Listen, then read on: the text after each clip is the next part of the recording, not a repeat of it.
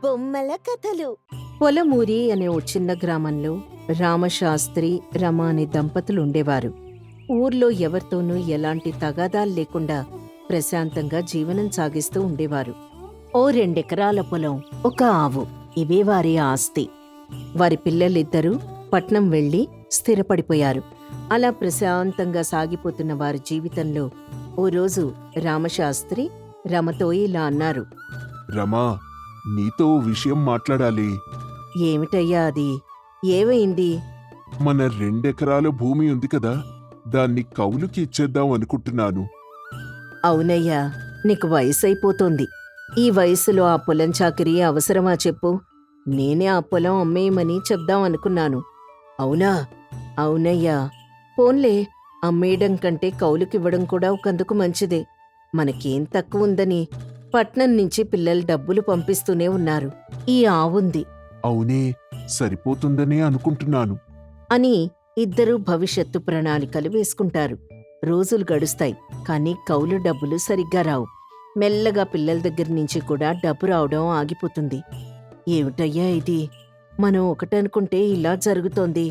అబ్బా, ఏమైందనిప్పుడు ప్రతి దానికి కంగారు పడిపోతావు? పిల్లల దగ్గర నుంచి డబ్బులు ఆగిపోయాయి. పొలం నుంచి ఆదాయం కూడా లేదు. పంటలు సరిగ్గా పండకపోతే వాళ్ళు మాత్రం ఏం చేయగలరు చెప్పు? ఇప్పుడు మన జీవనాధారం సంగతి ఏంటండి? భలే దానివే. మన గోమాత మన దగ్గర ఉండగా మనకేంటి భయం చెప్పు? ఇది ఆ దేవుడిచ్చిన వరాల మాయా ఆవు. నన్ను ఊరుకోబెట్టడానికి ఇలాంటి మాయమాటలే చెప్పండి అని రమ అంటూ ఉండగా లలిత అనే ఆవిడ తన చంటి పిల్లాన్ని తీసుకొని అక్కడికొస్తుంది. పిన్నీ, పిన్నీ, ఇంట్లో ఉన్నారా? ఆ, రామ్మ లలితారా, ఈ సమయంలో ఇలా వచ్చావేంటి? ఏం లేదు పిన్ని, మా వాడు ఒకటే ఏడుస్తున్నాడు. కొంచెం పాలు తీసుకొని వెళ్దామని ఇలా వచ్చాను. అయ్యో, పాలు పొద్దున్నే పితికేశాను లలిత. ఇప్పుడంటే మరేం పర్లేదు, మా ఆవు ఎప్పుడు కావాలంటే అప్పుడు పాలిస్తుంది. నువ్వు 10 నిమిషాలు మీ పిన్నితో కబుర్లు చెప్తూ ఉండు, నేను పాలు పిండి తీసుకొస్తాను. అని వెళ్ళి చెప్పినట్టుగానే పాలు పిండి తీసుకుని వస్తాడు. లలిత వాటిని తీసుకుని వెళ్ళిపోతుంది. ఆమె వెళ్ళిపోయిన తర్వాత రమ ఇలా అంటుంది. ఏమయ్యా, ఇప్పుడు మళ్ళీ పాలెలా వచ్చాయి? మన గోమాత మనకి వరాలిచ్చే దేవతే. ఎప్పుడు కావాలంటే అప్పుడు పాలిస్తుంది. ఇన్నాళ్ళు నాకీ విషయం తెలీదే. నీకెందుకు తెలుస్తుంది? ఎప్పుడైనా సరిగ్గా పట్టించుకుంటే కదా. అయినా మనకిప్పటి వరకు అన్ని పాలు పిండాల్సిన అవసరం కూడా రాలేదనుకో. నిజమేనయ్యా. రేపటి నుండి ఇంకొన్ని ఎక్కువ పాలు పిండి కేంద్రం దగ్గర కూడా పోయాలి అంటాడు రామశాస్త్రి. మెల్లమెల్లగా ఊర్లో రామశాస్త్రి ఇంటి ఆవు పాలు బాగా ప్రసిద్ధి చెందుతాయి. ఆ పాలు తాగితే ఒంట్లో రోగాలన్నీ పోతాయని నమ్మకం కలుగుతుంది. ఈ విషయం ఊర్లోని ధనికుడైన సుబ్బారావు చెవిన పడుతుంది. తన పాలేరు రంగతో సుబ్బారావు ఇలా అంటాడు. రే రంగా, మనకి పాలెక్కడి నుంచి తీసుకొస్తున్నావురా? అదేనయ్యా, మన వీధి చివరనున్న రాజుగాడి బర్రెపాలేనయ్యా. అంటే మనింట్లో ఆవు పాలు వాడటం లేదా? లేదయ్యా. ఏం లేదురా, మొన్న మధ్యన బయటకు వెళ్తే ఎవరో రామశాస్త్రి ఇంట్లో ఆవు పాలంట. అవి తాగితే ఒంట్లో రోగాలన్నీ పోతున్నాయని విన్నాను. అవునయ్యా, ఊరంతా చెప్పుకుంటున్నారు. నేను కూడా మా అబ్బాయికి ఒంట్లో బాలేపోతే ఒక్క 2 రోజుల పాలు పట్టించాను. వెంటనే రోగం కుదుట పడింది. సరే సరే, వెంటనే వెళ్ళి ఆ రామశాస్త్రిని మన బంగ్లాకు తీసుకొనిరా అని రంగాని రామశాస్త్రి ఇంటికి పంపిస్తాడు. రంగా చెప్పినట్టుగానే రామశాస్త్రిని తీసుకుని బంగ్లాకు వస్తాడు రంగా. ఏవయ్యా రామశాస్త్రి, నీ ఆవు పాలు తాగితే నిజంగా జబ్బులు తగ్గిపోతాయా? అవునయ్యా, నిజంగా తగ్గిపోతున్నాయని ఊరంతా చెప్పుకుంటున్నారు. అది మా అదృష్టదేవత. నా భార్యకు 2 ఏళ్లుగా ఆరోగ్యం సరిగ్గా ఉండడం లేదయ్యా. అవునా? ఉండండి, ఓ వారం రోజులు నేను మా ఆవు పాలు మీ ఇంటికే పంపిస్తాను. పాలు మాత్రమే కాదు, నువ్వు నాకు ఆ ఆవుని అమ్మేయాలి. నీకు కావలసినంత డబ్బిస్తాను. సుబ్బారావు గారు, నా గోమాత గంగమ్మ వస్తువు కాదండి అమ్మడానికి. అది మా కుటుంబంలో ఒకటి. అది కాదయ్యా, నువ్వు అడిగిన దానికి 2 ఇంతలు డబ్బిస్తాను. లేదండి, నేను గంగమ్మని అమ్మాలనుకోవడం లేదు. అని చెప్పి అక్కడి నుంచి వెళ్ళిపోతాడు రామశాస్త్రి. కాని సుబ్బారావు ఆ ఆవు మీద ఆశతో ఎలా అయినా దాన్ని సొంతం చేసుకోవాలని అనుకుంటాడు. కొద్ది రోజుల తర్వాత తన మనుషులతో ఓ అర్ధరాత్రి ఆ ఆవుని దొంగతనం చేయిస్తాడు. ఆ మర్నాడు ఉదయం రమ, "ఎవయ్యా, ఎవయ్యా, లేవయ్యా, లే, త్వరగా ఇట్రా." ఏంటే పొద్దున్నే అంతలా అరుస్తున్నావు? ఏమైంది? మన మన గంగమ్మ కనిపించటం లేదయ్యా." ఏంటి, కనిపించటం లేదా? ఓ, సరిగ్గా చుట్టూ చూసావా? వెనక పొలంలో ఏవైనా పచ్చిక మేస్తుందేమో, అక్కడ చూసావా? అంతా చూశానయ్యా, ఎక్కడా కనిపించటం లేదు. అయ్యో దేవుడా, మాకున్న ఒకే ఒక్క జీవనాధారం కూడా పోయిందా తండ్రి? ఊరుకోవే, నువ్వు ఏడవు మాకు. మన ఊరంతా తిరిగి వెతుకుదాం పదా. అని ఊరంతా ఇద్దరూ కలిసి వెతుకుతారు. కాని ఎక్కడా ఆవు కనిపించదు. ఇక విషయం పంచాయతీ వరకు వెళ్తుంది. పంచాయతీ పెద్ద సాంబడు అతను ఇలా అంటాడు. రామశాస్త్రి, ఏంటయ్యా ఇలా జరిగింది? నీ గంగమ్మ పోవడమేంటి? అదేనయ్యా, నాకు కూడా అర్థం కావడం లేదు. మాకున్న ఒకే ఒక్క జీవనాధారం అదేనయ్యా, మీరే ఏదో ఒకటి చేయాలి. ఊరుకోమ్మా ఊరుకో. మీ ఇంట్లో ఆవు పోయిందంటే ఊర్లో అందరికీ చింతగానే ఉంటుంది. అవునయ్యా, ప్రతిరోజు గంగమ్మిచ్చిన ఆవు పాలు తాగుతుంటే ఎంతో ఆరోగ్యంగా ఉండేవాళ్ళం. కానీ ఇప్పుడు సరే సరే రామశాస్త్రి, నీకెవరి మీదైనా అనుమానం ఉందా? అనుమానం అంటే ఏమీ లేదయ్యా, కానీ ఆ సుబ్బారావు గారు నా ఆవుని అమ్మమని అడిగారయ్యా. కానీ నేను అమ్మనని చెప్పాను. ఇది జరిగి ఎన్నాళ్ళైంది? సుమారు ఓ 10 రోజులైందయ్యా. సరే, వెళ్ళి వారిని పంచాయతీకి తీసుకొని రండి అని సాంబడు మనుషుల్ని సుబ్బారావు ఇంటికి పంపిస్తాడు. సుబ్బారావు కూడా మామూలుగానే పంచాయతీకొస్తాడు. ఏంటండి, నన్నెందుకు పంచాయతీకి పిలిపించారు? ఏమీ లేదండి, మన రామశాస్త్రి ఆవు కనిపించటం లేదంట. అయ్యో పాపం, ఎంత పని జరిగింది? దాన్నేదో నాకమ్మినా మన మధ్య ఉండేది కదయ్యా. అంటే ఆ ఆవు మీ దగ్గర లేదా? నాకంత అవసరం ఏమీ లేదండి. అతను అమ్ముతాను అంటే కొనుక్కుందాం అనుకున్నాను, అంతే. సరేనండి, ఇక మీరు వెళ్ళవచ్చు అని చెప్పి అతన్ని పంపించేస్తాడు. ఊరంతా గాలించడం మొదలుపెట్టి ఓ 2 రోజుల తర్వాత పంచాయతీ పెడదామని అనుకుంటారు. అలాగే ఓ 2 రోజుల తర్వాత, అయ్యా, ఊరంతా గాలించాం, ఎక్కడా గంగమ్మ చాడ కనిపించలేదు. అవునయ్యా, నాకెందుకో దిగులుగా ఉంది. మీరు దిగులు పడకండి, అందరికీ వెతకమని చెప్పాం కదా, చూద్దాం, ఎవరైనా ఏవైనా చెప్తారేమో అని అందరూ వచ్చే వరకు వేచి చూస్తారు. అంతలో పెద్దాయన ఓ విషయం చెప్తాడు. సాంబా, నేను నిన్నేదో పని మీద సుబ్బారావు గారి ఇంటికెళ్ళాను. వెళ్తే ఏమైంది బాబాయ్? అక్కడ ఓ ఆవును చూశాన్రా. ఇదివరకెప్పుడు ఆ ఇంట్లో ఆవును చూసింది లేదు. అవునా? సరే, ఎవరైనా వెళ్ళి సుబ్బారావు గారిని ఆ ఆవుతో పాటు తీసుకొని రండి అని సుబ్బారావు ఇంటికి మనుషుల్ని పంపిస్తాడు. సుబ్బారావుని ఆవుని తీసుకొనొస్తారు అతని మనుషులు. ఏంటండి, పోయినసారేమో నన్ను పిలిచారు, ఈసారి నా ఆవుతో సహా పిలిపించారు. ఇదేం బాలేదండి. అది కాదండి, ఈ ఆవు ఇదివరకు మీ ఇంట్లో లేదు కదా, ఎప్పటినుంచి ఉందిది? మరి రామశాస్త్రి ఆవుని అమ్మను అన్నాడు. నాకేమో ఆవు పాలు కావాలి, అందుకే పట్నం నుంచి నా స్నేహితుడికి డబ్బిచ్చి తెప్పించుకున్నాను అని మాట్లాడుతూ ఉండగా మరోవైపు రామశాస్త్రి ఆవు దగ్గరికెళ్ళి దాన్ని పరిశీలిస్తూ ఉంటాడు. అయ్యా, అదంతా అబద్ధమయ్యా, ఇది నా ఆవే. లేదు లేదు, నా ఆవది. నేను నా స్నేహితుడి దగ్గర నుంచి కొనుక్కున్నాను, కావాలంటే రసీదు కూడా చూపిస్తాను. లేదయ్యా, ఇది నా ఆవే. కావాలంటే చూడండి, దాని ఎడమ కాలు మీద ఓ మచ్చ, చెవి వెనుక ఓ గాయం ఉంటాయి అని వాటిని చూపిస్తాడు. అవన్నీ వేరే ఆవులకు కూడా ఉండవని నమ్మకమేంటి? అవునా? సరే, ఈ ఆవు మీదే అయితే రోజుకెన్ని లీటర్లు పాలిస్తుందో చెప్పండి. అదంతా మా పాలే రంగ చూసుకుంటాడు. ఏరా రంగా? అయ్యా, ఇది అసలు ఇంతవరకు పాలే ఇవ్వలేదయ్యా. ఇవ్వదు, ఎందుకంటే అది నా ఆవు కాబట్టి. నేను దాని చెవిలో ఓ మాట చెప్పిన తర్వాతే అది పాలిస్తుంది. అది కూడా ఎంత చెప్తే అంతే ఇస్తుంది. అదేమీ కాదు, కొత్త ప్రదేశం కదా, అందుకే ఇవ్వడం లేదు. వాదనెందుకు? ఆవు ఎలాగో ఇక్కడే ఉంది కదా, రామశాస్త్రి ప్రయత్నించి చూస్తాడు, విషయం తేలిపోతుంది కదా. అని అంటాడు సాంబడు. అతను చెప్పినట్టే రామశాస్త్రి ఓ గిన్నె పట్టుకుని ఆవు దగ్గరికి వెళ్లి చెవిలో, అమ్మా గంగమ్మ, నేను తల్లి నీ రాముణ్ణి, మా తల్లివి కదూ, ఒక్క 1/2 లీటర్ పాలివ్వమ్మా. అనగానే వెంటనే ఆవు అరిచి సరిగ్గా 1/2 లీటర్ పాలిస్తుంది. చూసారా చూసారా, వారం నుంచి పాలివ్వని ఆవు ఆయన చెప్పగానే పాలిచ్చింది. అది కూడా ఎప్పట్లానే ఎంత అడిగితే అంతే ఇచ్చింది. ఇది ఖచ్చితంగా మా ఆవే అవునండి, ఇది మాదే అని ప్రేమగా దాన్ని కౌగిలించుకుంటారు. సుబ్బారావు దొరికిపోయానని తానే తప్పొప్పేసుకుంటాడు. నన్ను క్షమించండి, ఎలా అయినా ఆవు నా దగ్గరే ఉండాలనే ఆశతో అలా చేశాను.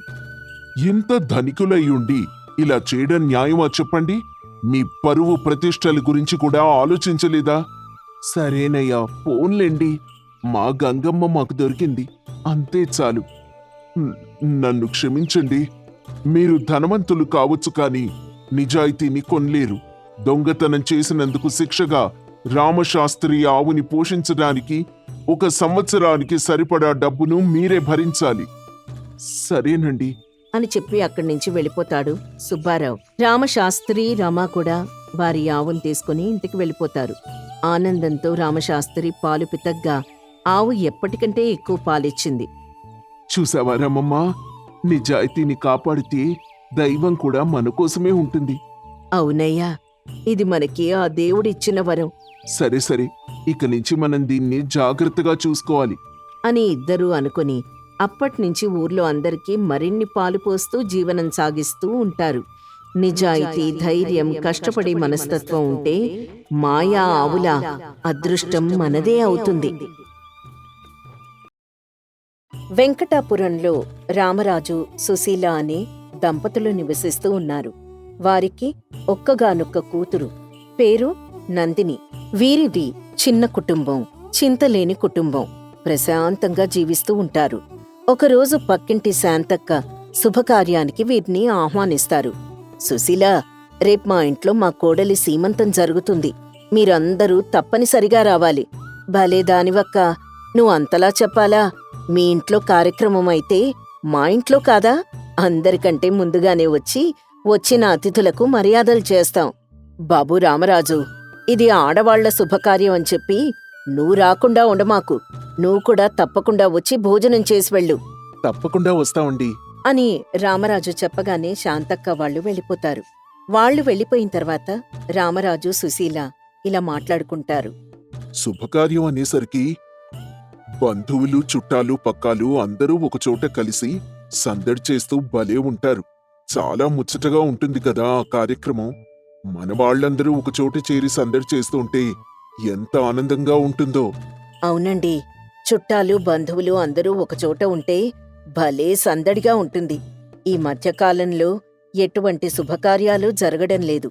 మన బంధువులు, చుట్టాలు కలిసి చాలా కాలం అయిపోయింది. ఇలా ఏదో ఒక శుభకార్యం జరిగితే తప్ప అందరం కలవలేకపోతున్నాం.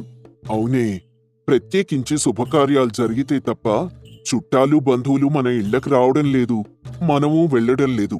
ఒక్కసారి అందరం కలిస్తే బావుంటుందని నా కోరిక. కలిస్తే బాగానే ఉంటుందండి, కానీ ఎలా? ఎవరైనా శుభకార్యం చేస్తే బావుండు, అందరం కలిసేవాళ్లం. ఎవరో ఎందుకు, మనమే చేద్దాం. ఏం చేస్తారు ఏంటి? ఎలాగో మన పాపకి 11 సంవత్సరాలొచ్చాయి, ఓణీ కార్యక్రమం జరిపిద్దాం. మీ ఆలోచన నాకు భలే నచ్చిందండి. ఎంత మంచి ఆలోచన వచ్చింది మీకు. ఎంచక్క మన చుట్టాలు, బంధువులు అందరూ మన ఇంటికొస్తారు, మన నందినిని ఆశీర్వదిస్తారు. మనం కూడా అందర్నీ చూసినట్టుంటుంది. ఆ నిజంగానా అమ్మా? నాకు ఓణీల కార్యక్రమం చేస్తారా? నాకీ ఆలోచన ఎందుకొచ్చిందో తెలియదు గాని నా కూతురి సంతోషం కోసం ఏవైనా చేస్తాను. రేపు శాంతక్క వాళ్ళింట్లో కార్యక్రమం పూర్తయిన వెంటనే మన చుట్టాలకి, బంధువులకి మంచి రోజు చూసి ఓణీల కార్యక్రమానికి రమ్మని కబురు పెడదాం. కానీ ఇది చాలా ఖర్చుతో కూడుకున్న పని కదండి. నా కూతురి సంతోషం కన్నా ఖర్చెక్కువేం కాదు. కార్యక్రమాన్ని ఘనంగా జరిపిస్తాను అని ఇంట్లో ముగ్గురు మాట్లాడుకుంటూ ఉంటారు. మరుసటి రోజు అందరూ కలిసి శాంతక్క వాళ్ళింట్లో శుభకార్యానికి హాజరవుతారు. అక్కడికి వచ్చిపోయే బంధువులను చుట్టాలను చూసి ఎంతగానో సంబరపడిపోతారు. కార్యక్రమం ముగించుకొని ఇంటికొచ్చిన తర్వాత అక్కడ జరిగిన దాని గురించి మాట్లాడుకుంటూ ఉంటారు. అబ్బా, ఎంత బాగా జరిగింది కదండీ సీమంతం. అలా ఇంటి నిండా బంధువులు, ఆడపడుచులు, చిన్నపిల్లలతో ఇల్లంతా సందడిగా మారిపోయింది. నాకైతే చాలా ఆనందం కలిగింది. త్వరలో మనం కూడా మన అమ్మాయికి శుభకార్యం జరిపిస్తాం కాబట్టి ఆ ఆనందం మన ఇంట్లో కూడా వెల్లివిరుస్తుంది. అవునండి, మనం కూడా మా తరపు మీ తరపు బంధువులందర్నీ పిలిచి ఘనంగా మన పాప ఓణీ కార్యక్రమం జరిపించాలి. అవునవును, మన బంధువులందరూ కలిసి చాలా రోజులైంది. ఇప్పుడు మన ఇంట్లో కార్యక్రమం జరిపితే అందరూ తప్పకుండా వస్తారు. చాలా రోజుల తర్వాత జరుగుతున్న కార్యక్రమం కాబట్టి అందరికీ బాగా గుర్తుండిపోయేలా మనం వాళ్ళకి మర్యాదలు చేయాలి. ముందు పంతులు గారిని అడిగి మంచి రోజు, మంచి ముహూర్తం చూడండి. మన ఇంట్లో జరిగే మొట్టమొదటి శుభకార్యం కూడా ఇదే కాబట్టి అన్నీ చక్కగా చూసుకొని చేయాలి తప్పకుండానే మంచి ముహూర్తం రోజునే ఈ కార్యక్రమం జరిపిద్దాం అని రామరాజు పంతులు గారిని కలిసి మంచి ముహూర్తం చూస్తాడు. సుశీల తరపు బంధువులకి, తన తరపు బంధువులకి నందిని ఓణీ కార్యక్రమానికి రావాలని కబురు పెడతాడు. వచ్చిన అతిథులకి ఏ లోటు లేకుండా చూసుకోవడానికి అన్ని ఏర్పాట్లు చేస్తాడు. అతిథులొచ్చి వెళ్లేంతవరకు వారికి మర్యాదలు చేయడానికి గాను కాంతమ్మను పనికి పెట్టుకుంటారు. శుభకార్యం నిర్వహించాల్సిన రోజు రానే వస్తుంది. కాంతమ్మ వచ్చిన అతిథులందరికీ మర్యాదలు చేస్తూ ఉంటుంది. బంధువులకు కావలసిన పలహారాలు, భోజనాల ఏర్పాట్లు రామరాజు చేస్తాడు. ఓణీ కార్యక్రమం చుట్టుపక్కల బంధువులు, చుట్టాలు అందరూ హాజరు కాగా ఘనంగా, అంగరంగ వైభవంగా జరుగుతుంది. ఈ కార్యక్రమం ఎటువంటి ఆటుపోట్లు లేకుండా నిర్వహించినందుకుగాను రామరాజు, సుశీల చాలా ఆనందపడతారు. వచ్చిన బంధువులందరూ కూడా నందినిని ఆశీర్వదించి అభినందించి వెళ్లినందుకు నందిని చాలా సంతోషపడుతుంది. కార్యక్రమం ముగించుకునొచ్చిన బంధువులందరూ వెనక్కు తిరిగి వెళ్ళిపోతుండగా రామరాజు అందరికీ మర్యాదపూర్వకంగా వీడ్కోలు చెబుతూ ఉంటాడు. చుట్టాల్లో ఒకరిద్దరు వెళ్తూ ఉండగా రామరాజు వారినాపి, బావగారు, రాక రాక మా ఇంటికొచ్చారు. అప్పుడే వెళ్ళిపోతే ఎలా? 4 రోజులు ఉండి వెళ్ళొచ్చు కదా. నిజమే బావుగారు, మనం కలిసి చాలా కాలమైంది. మాకు ఉండాలనుంది.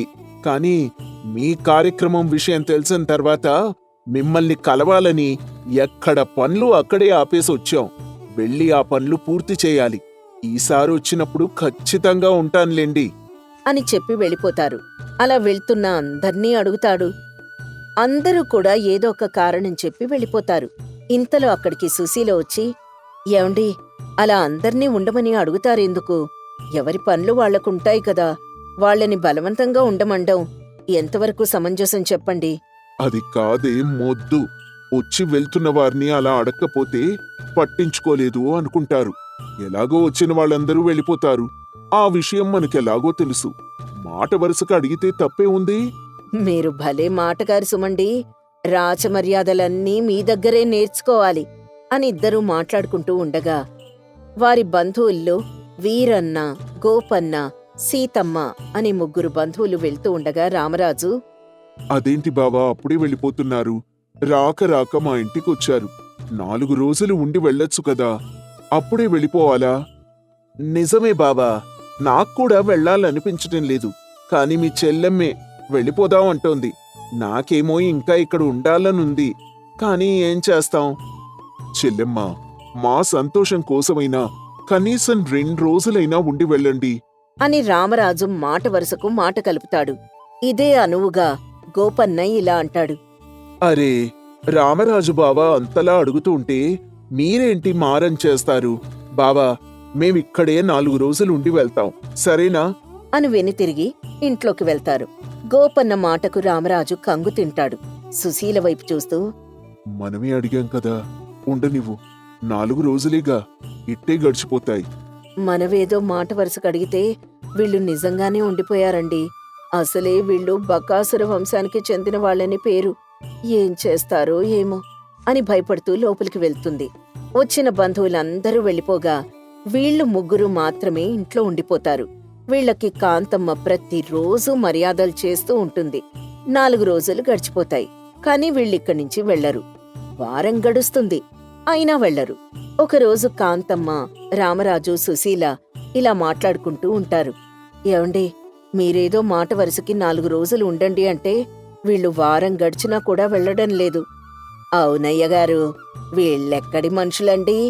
ఎవరైనా రోజుకి 2 పూటలు తింటారు, లేదా 3 పూటలు తింటారు. వీళ్ళకెప్పుడు గుర్తొస్తే అప్పుడు తింటున్నారు. ఎంత తింటున్నామన్న సంగతి కూడా వీళ్ళకి తెలియడం లేదు. మనం చుట్టాలు చుట్టాలు అని కలవరించినందుకు చుట్టాలంటేనే భయపడేలా చేస్తున్నారు వీళ్ళు. వీళ్ళనిక్కడి నుంచి ఎలా పంపించాలో తెలియక సతమతమవుతున్నానే. అవునండి, వీళ్ళ తిండికి కొండలు కూడా కరిగిపోతాయి. ఇప్పటికే ఇంట్లో సరుకులు మొత్తం నిండుకున్నాయి. వీళ్ళు గంటకో కోరిక కోరుతున్నారు. ఎలా చేసేది? అయ్యగారు, అమ్మగారు, నా దగ్గర ఒక ఉపాయం ఉంది. మీరు సరేనంటే దాన్ని అమలు చేస్తా అని ఇద్దరికీ చెవిలో ఒక విషయం చెప్తుంది. ఇద్దరూ సరే అని తలూపుతారు. మరుసటి రోజు రాత్రి కాంతమ్మ ఉపాయం అమలు చేస్తుంది.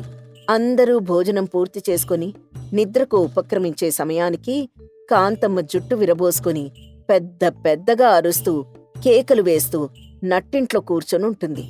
అందరూ కంగారుగా కాంతమ్మ చుట్టూ కూర్చొనుంటారు. కాంతమ్మా, కాంతమ్మా, ఏమైంది నీకు? ఎందుకిలా అరుస్తున్నావు? కాంతమ్మేమీ మాట్లాడకుండా ఉగ్రంగా ఊగుతూ ఉంటుంది. కాంతమ్మా, ఏమైంది నీకు? మాట్లాడివేంటి? ఎందుకలా పెద్ద పెద్దగా కేకలేస్తున్నావు? ఏమైంది? ఏమండి, ఒకవేళ కాంతమ్మకు దయ్యం పట్టిందేమో. నువ్వొకదానివి దయ్యం గీయం అంటూ. కాంతమ్మ చూడ్డానికి దయ్యంలా కనిపించినంత మాత్రాన కాంతమ్మకు దయ్యం పట్టింది అంటావా? నీ మాట దయ్యాలు వింటే అవి కూడా బాధపడతాయి. ఆపండి మీ హాస్యాలు. అసలిక్కడ కాంతమ్మకేం జరిగిందో తెలియక నేను కంగారు పడుతుంటే కాంతమ్మ నిదానంగా మాట్లాడడం మొదలు పెడుతుంది. నేను మోహిని జాతికి చెందిన పిశాచాన్ని. నాకు ఆకలి ఎక్కువ. మీ ఇంట్లో జనసంచారం అధికంగా ఉంది.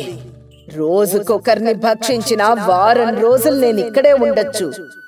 ఏంటి, నువ్వు పిశాచానివా? అవును, నేను నరమాంసం భక్షించేదాన్ని. ఈ చుట్టుపక్కల ప్రాంతాలన్నీ తిరిగొచ్చాను. మీ ఇంట్లోనే అధిక సంఖ్యలో జనాభా ఉన్నారు.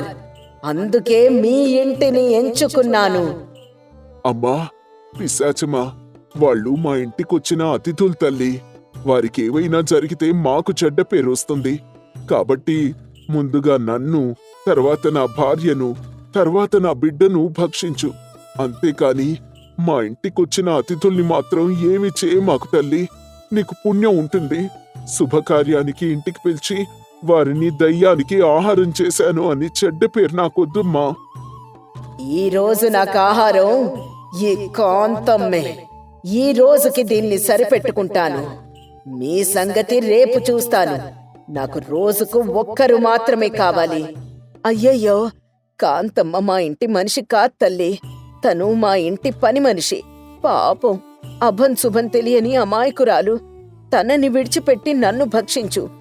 లేదు లేదు, ఈ రోజు నా ఆహారం ఈమె.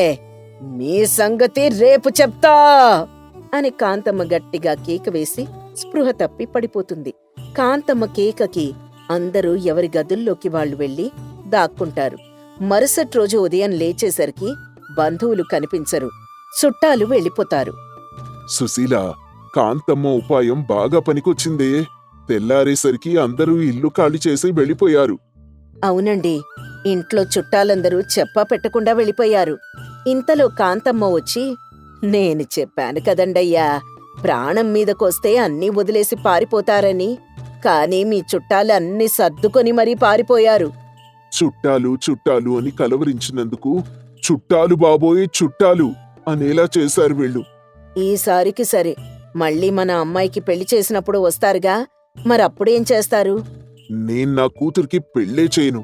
అప్పుడు వాళ్ళు రారుగా. నాన్నగారు, నాకు మీరు పెళ్లి చేయరా అని నందిని బిక్కమొహం వేస్తుంది. అందరూ సరదాగా నవ్వుకుంటారు.